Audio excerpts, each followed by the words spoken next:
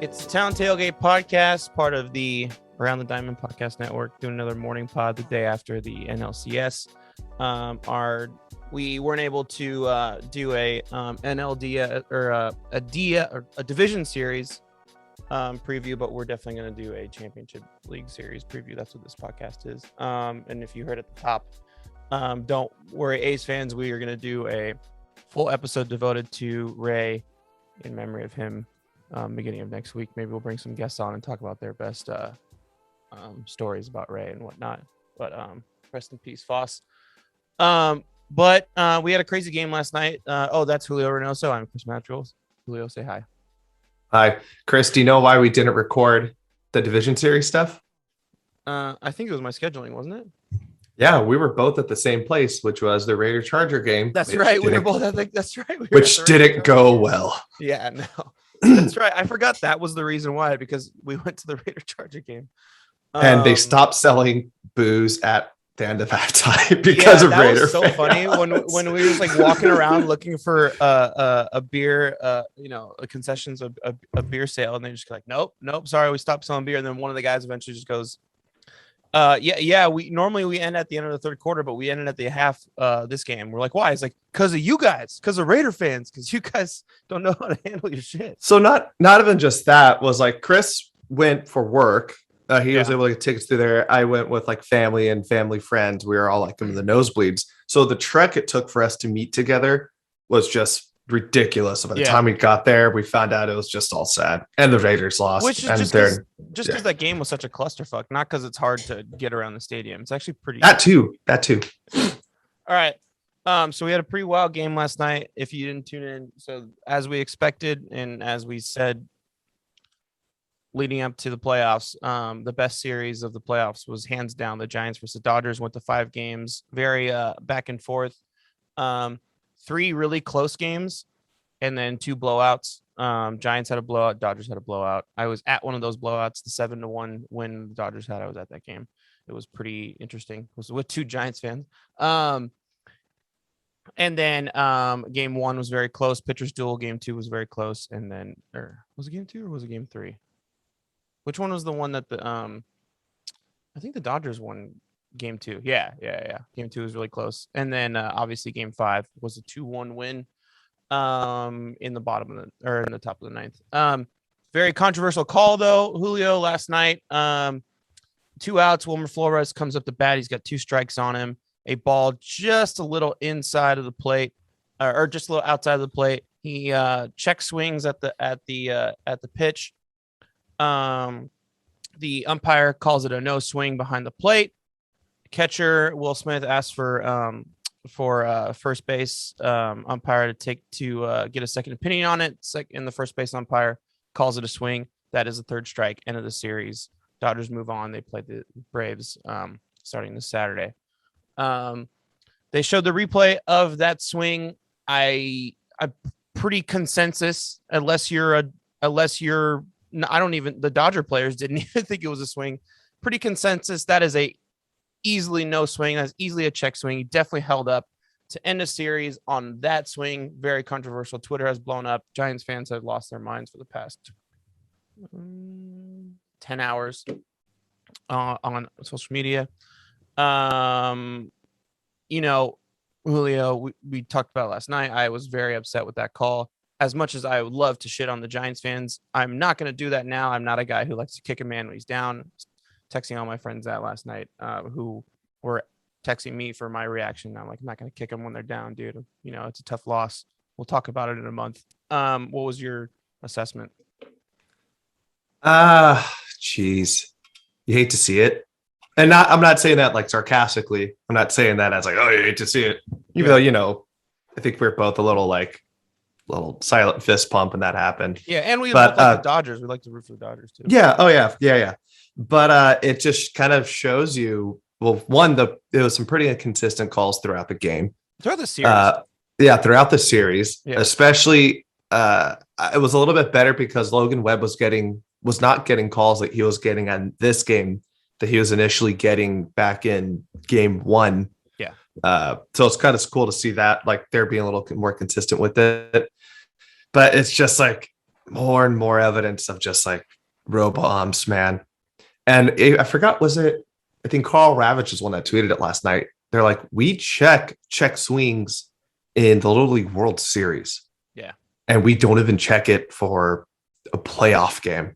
Yeah. That it just shows more and more like this offseason is going to be extremely tumultuous. There's going to be a lot of stuff that when it comes to umpiring that needs to be changed, whether it would be a 3 plays, whether they're going to start bringing in some sort of like robotic umpire coming in. But I think this is like the biggest evidence because like, yeah, he didn't swing at all. No. And it was just kind of, it's a heartbreaker to lose like that. I don't know what we've like as a fan base who've lost a lot of tough playoff games in heartbreaking fashion, you know, that's you feel for Giants fans. You feel for the players, especially like, look, man, if you listen back all the way to our beginning pod, we were both cool on the Giants. I don't think anybody expected a 100-win team. So to kind of have their season end like that, I think a lot of us thought they were going to make a run. They were going to go for it. And like, it's a heartbreaker. It sucks. And MLB needs to do better. Yeah. I think it's just, they need to hold up umpires a little bit more accountable so that they're a little bit more on top of this stuff. Like, I don't want to get into the whole robotic umps thing. Cause with a check swing, how do you determine that? Like, there has to be like a sensor in the bat, and it's just levels and levels and levels of different things that we have to talk about. Like strike zone, same thing. I'm a firm believer that the strike zone is a what's the word I'm looking for? It's not black and white. It's opinionated. Yeah. Well, like last night, remember? For lack of a better word. I mean, when I umpired in high school, they had a word for it. It's an objective call based on like how you feel the strike zone is, and you're supposed to get that strike zone at the beginning of the game, so the teams know what your strike zone is. But we've seen it all season. It's just old dudes that are just kind of they're on their way out, and it's about time they like. Oh my God! It's about time. There's a big trade in the NFL just happened right now. Yeah, it's about time they did something about it. But I don't know. There's a lot of clearly fans who don't watch much baseball. They're Giants fans who just tuned in. They probably have been watching this team for 2 months. That were blaming the entire series on that one call. I mean, the reality of the situation is with the best pitcher in the league this season up to plate, Wilmer Flores probably doesn't get out of that at bat either way. Like the odds are stacked against him there, check swing or not. But it's just tough in general, whether you like the odds in his favor or not. It's hard to lose on one of those. It's like, the first thing that came to mind last night for me, Julio, was the folded piece of paper in the Raiders like Eagles game a couple years ago that pretty much decided our playoff fate. Oh, the Cowboys game when it was like a half an inch. Half an inch. And they're like, oh, it's not there. Yeah. It's a so bad beat, stupid. but the fact that we're in that situation in week 14 is like, you can't blame it on that. I thought about that. Yeah. Did you think Lamont hit it out? Like I was like, I texted my brothers on the site because I was at a bar last night. I'm like, he's gonna hit it out. He's gonna do it off the bat. But where it landed, no. It would have went right to Mookie on the track. Yeah, it's just like, but like he's done it so many times this year. Oh yeah. He's gonna do it. I was like, wow. Like he's gonna at least like get. I don't know if he's gonna do it, but he's gonna move the runner up or something. Like he's gonna come up in this clutch situation. And he hits that ball, and off the bat, you're like, no way. But then everybody else in the stadium, because they're there, they see where it is and how foul it is. No one else is standing up. Like I'm in my house, like what? And like you just know there's no reaction from the crowd on the TV. So you're like, oh, okay, something's going on. And you see it, and it's far right, it's short.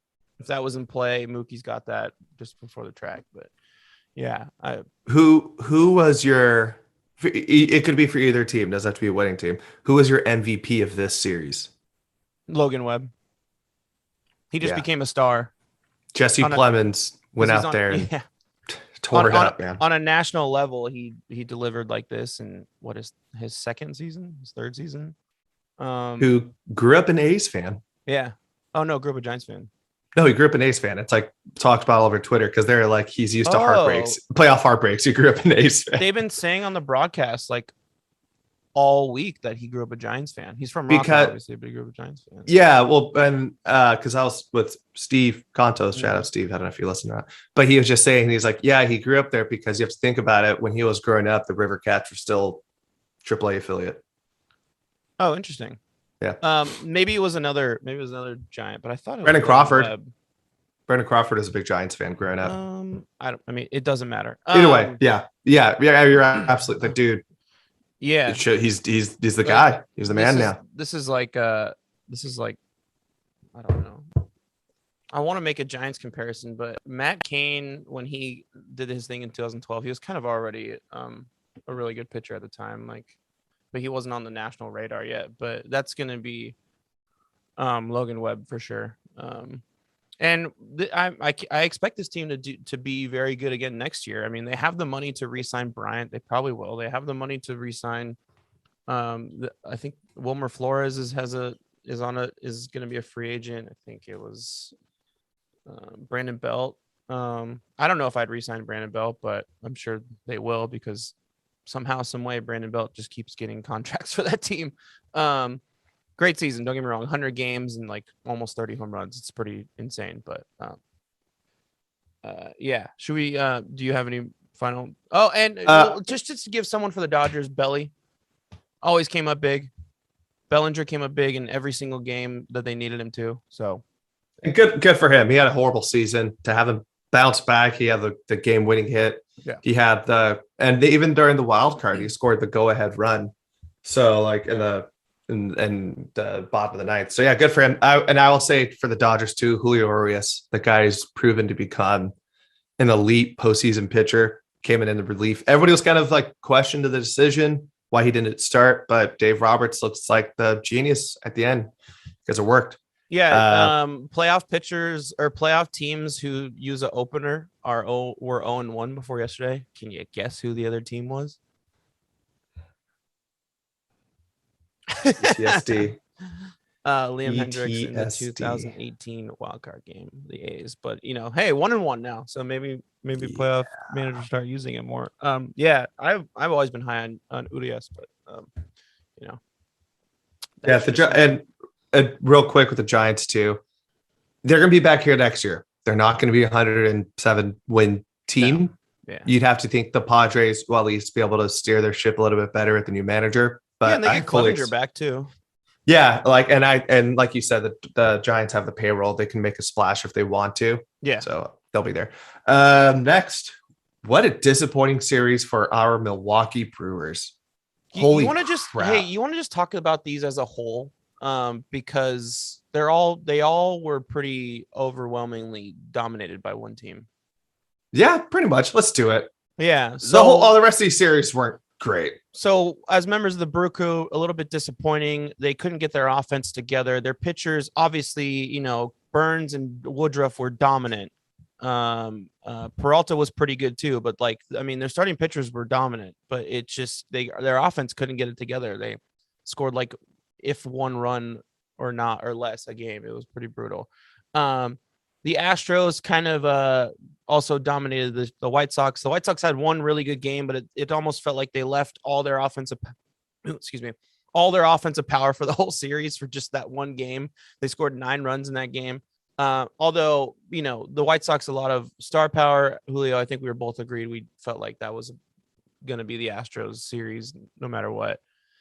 I think we both took the White Sox, though. I think the only series you got was this Dodgers one. You're right. We did both take the White Sox. I don't know. We were I think dumb. For me, that was more of a hate thing, though. I just couldn't let myself pick the Astros. And then a big shocker, the Red Sox continue to roll and continue to be the hot team, and they took the Rays 3-1. That was super surprising. All those games were so much fun to watch, though, I will say. The Brewers over 4 games scored 6 runs. So that's not good. That was kind of a concern. I think we both were kind of vocal about it when I don't know if we did ever talked about like the playoff scenario, but we were like, yeah, their offense is still not there. And Christian Yelich to go down for the season looking pretty embarrassing. It's just like, what's going to happen over there, man? Yeah, Their pitchers are there. They're elite. One of them is going to have a good chance of winning Cy Young. And now it's just like, they remind me a lot of the A's. Like those early 2000s A's. You just completely whiff when you get your guys in there. But at I the just end of got the day, though, I mean, they have some star power, so you think that they figure out in the playoffs. But yeah, I just got to say, I told you so, because you blasted me kind of on Twitter when I said, don't be shocked after the wild card, but don't be shocked if the Red Sox make a run. And you're like, oh, this reflects Julio's opinion, not of mine. are you talking about when the wild card game happened? When the wild card game ended, I tweeted from our account. I'm like, Yeah, don't be shocked if the Red Sox make a little run here. Like, I don't know if they're going to win this series, but I think they're going to make it way more competitive than people think that they're going to be. yeah, but you And tend to I'm drink like, the Kool-Aid. You tend to drink the Kool-Aid a lot after, like, with the recency bias. So I was just no, like, no. Also, not gonna let you have that. Also, you're tweeting on a shared account, so it just, when the opinions go out there, it needs to be clear whose opinion is which. That's fine. I'll take the L. I don't give a shit. But But would you have agreed? At the time? No, I still don't. Yeah. The Red Sox are a hot team. I still don't agree with that take, but the Red Sox, that's how baseball is. The hot team advances. And it's crazy. I think the one thing that we all really, at the end of the day, when it came to the Rays, what really hurt them in the end was like they really just didn't have enough of those starters. Like enough their magic of having their opener go 3 innings kind of thing just fell off because it sometimes it doesn't work out for a long time. Like, and all their starting rotation is so inexperienced. It was like 3 rookies, right? And then 2 guys who were hurt some of the year. So like when you don't have the dog of Glass now starting off the series, it's just kind of yeah. Well, like I think the Glass now. Did I text you this? It reminded me of the 2012 A's when it was Jared Parker, Tommy Malone, Brett Anderson, and then and that's all the rookies Griffin. there. Yeah. Fantastic hair, but but not just the Glass one, because scared, like freak injury, you don't know if it would have been there, but like trading Rich Hill in retrospective, who he was all right for the Mets, but like at least just have that adult in the room more or less in that rotation, and like the Blake Snell stuff, who knows. But still, like it really showed at the end, their rotation really kind of fell apart because like they didn't have, as good as their offense is. It's like you got to have somebody who's at least going to be a little sustainable. It'll be interesting. But I don't know what we could really say about the White Sox Astros series. The White Sox were just disappointing. Just got their ass whooped. Simple as that. Oh my God. Obviously, the Astros are an experienced team. They've been there before. They won a World Series. They're going to their 5th straight American League Championship Series, but like their guys just did not step up when they had guys on. They just didn't make it happen. And Lance Lynn was fucking awful. I'm sorry, I was counting over here. The Astros scored 31 runs in 4 games. Yeah. And like Lance Lynn's like gonna be a Cy Young candidate. Like it's insane. He just got fucking whooped. And the other part too is who was I talking to about it? Like, how do the Astros like keep doing this? It's like that rotation, who I don't think we've talked about enough. Like there's nobody in that rotation who's lights out. Like Verlander's not in that rotation anymore. Greinke is not the Greinke of 3 years ago or 6 years ago, maybe even 3 years ago, but it's like they do just enough. Like Lance McCullers. You don't get any breaks in that batting order either. You don't get any breaks. It's like a true American League lineup, man. From top to bottom, there's someone's going to hit you. But was that you who said, like, God, the White Sox must really hate the AL West? They're going to now. Yeah, dude. Talked about both times. Yeah, White Sox fans are going to fucking hate us. But, it is what it is. Now, do you think if it was any other manager, like if Rick Renteria was still the manager, do you think it would have been a little more competitive? Like, do you think there was I'll be honest, I didn't watch a lot of the series because by the time I'd get the chance to come around to watch it, it would just be over. It just it was already all right, 5-run lead, just game's over. I don't know if it's managerial decisions that lost him that series. It's everything. Like it's just an all out just choke job. You know, I don't know if it's certain decisions because okay, what's the managerial decision? You don't start Lance Lynn game 1. Like, get the fuck out of here. Yeah, and it's also kind of funny. Do you know how like Tony La Russa and Dusty Baker have beef? Yeah, kind of, yeah. Yeah, I mean, they do ish, but yeah. I'll say, if you want something to watch, they did, but they don't anymore. Yeah, that's true. It's just they're just old guys now. Sure. Yeah, but God, anything else you want to say about the series? I think it was just embarrassing for the White Sox. A lot of hype going into the season. There's a reason why I saved them last. I don't have much to say about it. All right, let's preview these two. Woo! All right, ALCS, obviously Red Sox versus the Houston Astros. That game for game 1 is tonight. The night we're recording this, which is Friday, October 15th. Obviously, because the Astros won their division, they have home field advantage for the series. This is tough because I really like the Red Sox pitching so far this playoffs. Evaldi looks like one of the best pitchers in baseball. I don't know who to pick, dude. Because I hate the Astros, I'm leaning Boston, but I think the Astros are gonna go to another World Series. Yeah, Nathan Evaldi has really turned into an absolute postseason pitcher. Yeah, he's doing what he did in 2018. God, and that I really don't know. What do you have did you put any money on this series yet?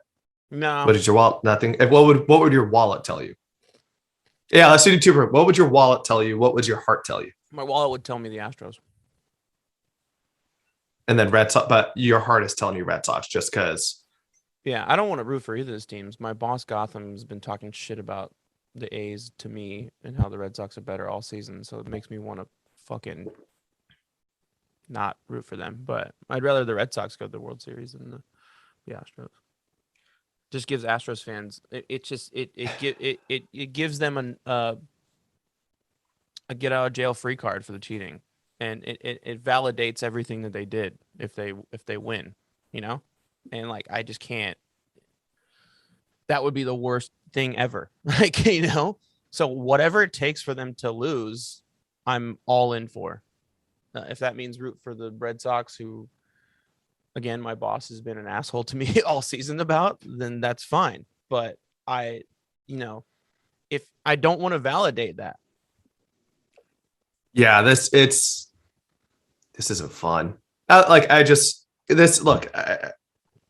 hate the AL this year. I'm just so disappointed in the AL. Yeah. For at the end of the day, this is what we got, and it's just such a slap in the face to all the fans who really invested so hard in this league. And we, at the end of the day, we get arguably we got the most hated team, and then arguably the second most hated team. I'm gonna lead Red Sox. I'm gonna lead Red Sox in 6. They're scrappy, man. Yeah, they're super scrappy. Kike Hernandez, just my God, dude. He's done in the postseason before. To see him go at this level has been awesome. I think JD Martinez, kind of a revenge game against the Astros in a sense, and having him being healthy out there will help out a lot. Bogarts needs to step up a little bit more, though. Especially if he's going to bat right in front of Devers, because Devers has been so good this playoffs. Bogarts needs to step up a little bit. But at the end of the day, too, no offense to Dusty Baker is one of the all-time great managers. He's consistently got his teams in those places. But what's been Dusty's biggest fault? He's never finished it. He's never been able to finish off those teams. And Alex Cora is probably the best manager in baseball, man. He's taken a year off from the game. He hasn't really lost a touch. I really do think if it was any other manager in this position with the Red Sox, they wouldn't be where they're at. So I think it's time to give credit where credit's due for this Red Sox team. Let's not forget they looked fantastic throughout the season. They just kind of fell hard. They just went through a dry spell in August. They had COVID stuff go on. In the month of September that really boned them too. So, yeah. So we're going to put it in writing. Red Sox in 6 for me. And you got Red Sox in 7. I'm not giving them. No, dude. I'm giving the Dodgers. I'm giving. I just the think that Astros like 4 games. they're yeah. All right. Yeah. All right. Let's move over to the other series, National League. The Dodgers, obviously, we just talked about they won versus the Braves. A rematch of last year's ALC or NLCS. I even without Acuna, I forgot how much star power this Braves team is. When I was watching that series, like you look at their like like their fielding lineup. They like showed it like game 1, and you have Jorge Soler in the outfield, and you have Duvall in the outfield, and you have fucking Ozzy Albies, you have Freddie Freeman, and you're just like, wow, damn, this team's fucking good. like I don't know, you just kind of forget. I don't watch the Braves as much during the season, unfortunately, because they play at 4:00 usually. And when you see highlights, you only see highlights of Acuna and Freeman, but like, man, they are top to bottom, like very tough. And they have a very good young pitching staff, led by Charlie Morton as the veteran leadership, not leading the series. Actually, I think he did pitch game 1. Did he pitch game 1? Maybe he didn't. Yes. Anyway, it doesn't matter. Ian Anderson, fucking Max Fried, they're good and young and talented. So, but I still, it's the Dodgers, bro. They won 106 games. They're stacked. They have depth. I think this Braves team, I think, is a very similar to the Red Sox. We were kind of underplaying them throughout the season, even though like the Braves, the Dodgers won 18 more games in the regular season than the Braves did. But of course, I think, when Acuna went down, there's a lot of like trying to put stuff together. But at the end of the day, guess what? It's worked. Like they're deep as hell, man. Yeah. It's like you just listed off all those guys, like a Jock Peterson, kind of going back to his postseason magic. That rotation's deep. I think the one thing that's still a little questionable might be the pen, especially against like a pretty mediocre Brewers offense. Like Brewers weren't able to do much. I don't know if is it because the Braves rotation as well, because they forgot how to hit. It's probably a little bit of both. Yeah. But it's crazy after all this time, they're still here and they're still going to be contending. I like this team. I like this Braves team a lot because on top of like the depth of the outfield that when he lost to Acuna picked with those guys, all those young kids that we've all been talking about for the last few years finally stepped up. Like Dansby Swanson finally became, the guy we thought he was going to be. Austin Riley, Ozzy Albies became an all-star this year. And that's really, really what it took. So to kind of have that fill out the lineup with outfielders to kind of plug and play to make up for losing Acuna, it's worked out great for them. Yeah. At the end of the day, it's not going to be enough, especially if Max Muncy can come back. The biggest question mark for the Dodgers, though, is like, who's going to be their fourth pitcher in this rotation without Kershaw? It's like you're going to throw out Tony Gonsolin. Are you just going to have it be a bullpen game and have David Price come in and start or something like that? Like that's going to be the biggest question mark. Whereas I think with the Braves, it might be a little more solidified. I'd have to check right now, but I mean, I would have faith in Dave Roberts kind of figuring it out. And if you have 3 pitchers as dominant as the Dodgers do, with Scherzer, Buehler, and Urias, I just don't see a world, that the odds are still good. That's 3 days in a row, and then you just kind of figure out the 4th day. Yeah, so it's either going to be always going to have rest on that 4th one because you're going to have a day off in between. It's either going to be Price or Gonsolin would be the 4. So I'll go with Price just because of his reputation, but experience. Yeah. Gonsolin's a cat guy, though. It's always got to root for my cat guys. It's gonna be a tough, Chris. It's gonna be a tough series. Yeah. Give me your heart bet or your heart prediction and your wallet prediction. It's both. It's the Dodgers in 6 for both. Wow, look at us. We're aligned here. I also got the Dodgers for the rest of the 6. playoffs. That's who I'm taking for the rest of the playoffs. I'm obviously rooting for good baseball. It'd be great to see it go to 7 games, but I don't see it happening. Yeah, I think both series are gonna be really good series. Yeah. I just hope they're going to be better than every other playoff series we saw besides the Dodgers Giants one. That should have been our World Series. That was the World Series. Let's just call it that. Let's just call it that right now. Yeah, the Giants were the run up in the World Series. The Dodgers were the World Series winner. All right, Chris. That was a nice, sweet, and simple episode. So if you just had a quick little 30-minute drive somewhere, then there you go. We're done. Yeah.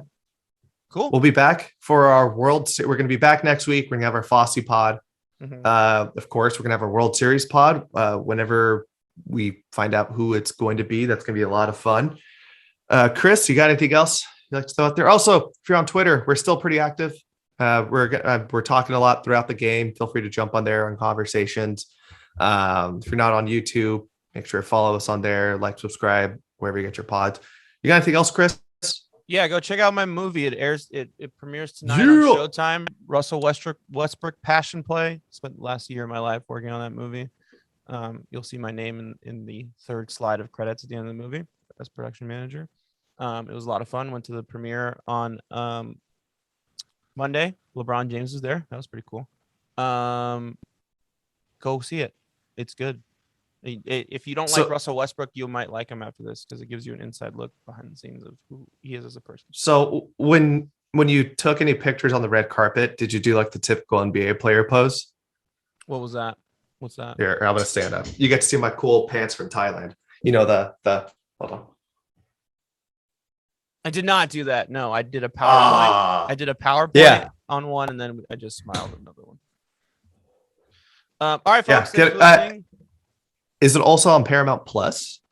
I don't believe so. Is Showtime partnering with Paramount Plus? I don't. Is this? I think so. I don't know. No. It's on something Showtime. like I'll have. Yeah, it's on Showtime. All right. Thanks for listening, folks. We'll be back next week, as Julio said. I don't think our typical sign off is appropriate here. So let's go. Let's go baseball. Yeah. Let's go baseball, baby.